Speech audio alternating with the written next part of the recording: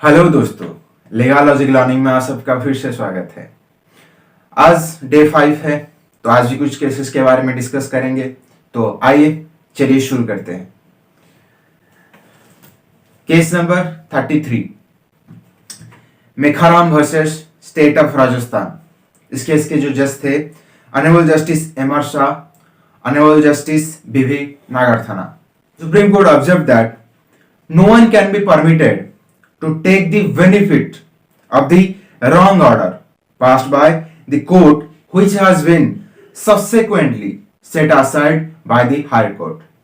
तो इस केस में कोर्ट ने कहा कि अगर कोई डिक्री, कोई ऑर्डर अगर लोअर कोर्ट में पास हुआ है, अगर फर्दर वो हायर कोर्ट में जाकर उसको बदल दिया जाता है, तो फिर उस लोअर कोर्ट के जो ऑर्डर आया था उसका बेनिफिट इस्तेमाल करने नहीं दिया जाएगा। Case number 34, Vishal Ashwin Patel versus assistant commissioner of income tax circle. इस केस के जो जज थे honourable justice M R. Shah, honourable justice B V. Nagarathna. तो इस केस में कोर्ट ने यह ऑब्जर्व किया that it is the duty of the court to deal with issues raised in a writ petition and thereafter to pass a reasoned order। Number 35, Premlata versus Nasif B. इस case के जो जज थे honourable justice M R. Shah, honourable justice BV.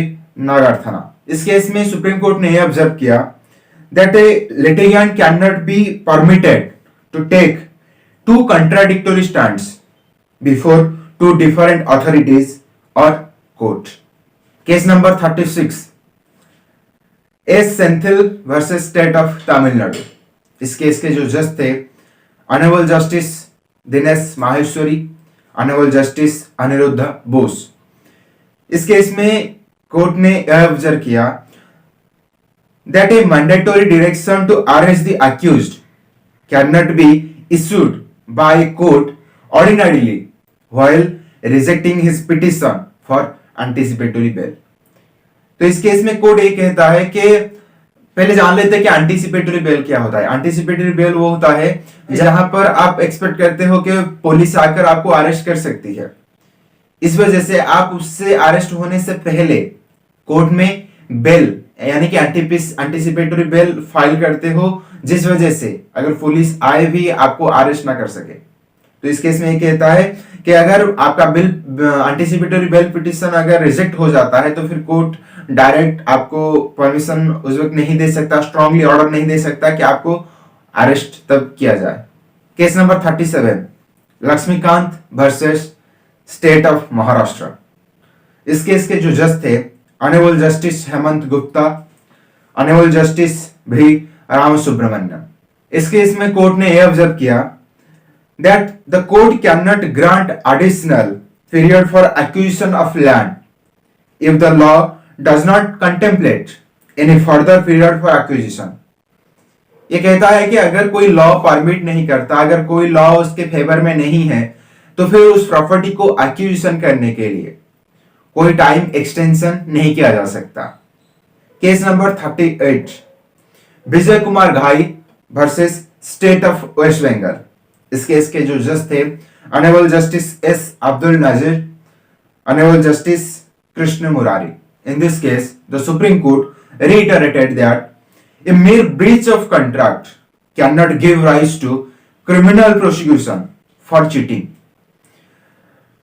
Breach of contract यानी कि जो एक civil matter होता है, अगर आप कोई कॉन्ट्रैक्ट करते हो चाहे 2 और मोर पर्सन्स के बीच में, तो फिर वहां पर जो ब्रीच यानी कि अगर कोई उसके जो टर्म्स कंडीशन है या फिर जो फॉलो करना चाहिए अगर वो सही तरह से फॉलो नहीं किए जा रहे हैं, तो उसको हम ब्रीच ऑफ कॉन्ट्रैक्ट कहते हैं।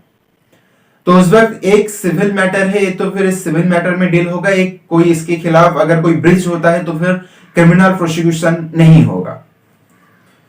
Case number 39, Shri Vishnu construction versus the engineer in chief military engineer service and another. इस केस के जो जज थे honourable justice M R. Shah and honourable justice B V. नागरथना।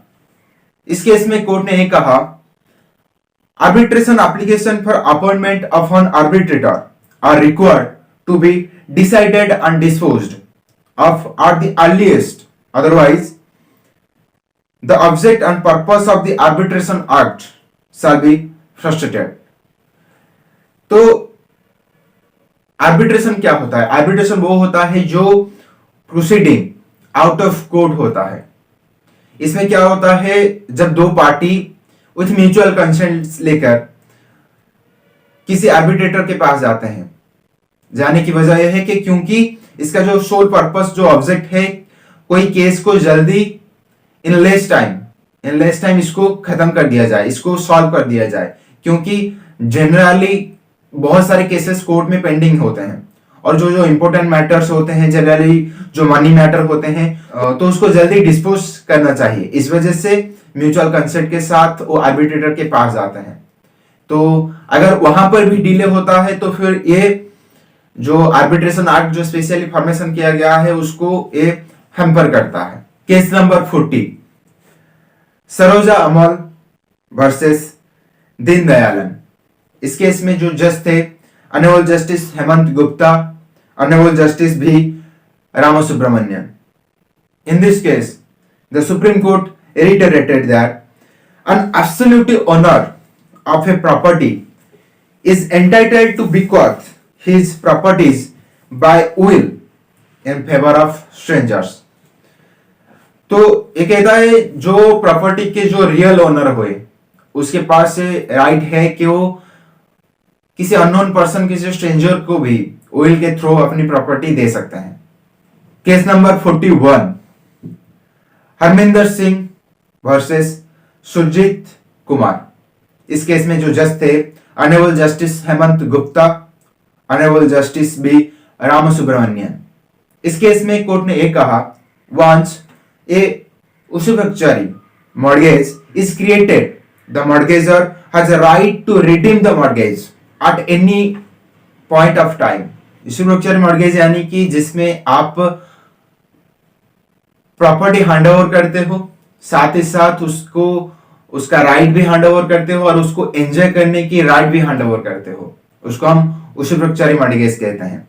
लेकिन यहां पर ये कहता है कि अगर कोई usufructuary mortgage किया गया है तो उस वक्त जो मॉर्गेजर है उसके पास से राइट है कि वो प्रॉपर्टी को रिडीम कर सकता है। रिडीम यानी वो अपने पास रख सकता है at any point of time. Case number 42, Mafatlal versus state of Rajasthan. इस केस के जो जज थे honourable justice Abdul Nazeer, honourable justice Vikram Nath. इस केस में कोर्ट ने यह कहा कि offence under section 366 of IPC would be attracted only when there is a forceful compulsion of marriage by kidnapping और बाय इंक्लूडिंग ए वुमन। तो ये था आज के केस के बारे में। तो आपको कैसा लगा कमेंट करके जरूर बताइएगा, और अगर आपकी कुछ सवाल हैं तो कमेंट करके जरूर बताइए, और साथ ही साथ चैनल को लाइक, कमेंट, सब्सक्राइब जरूर करिए। मिलते हैं अगले क्लास में।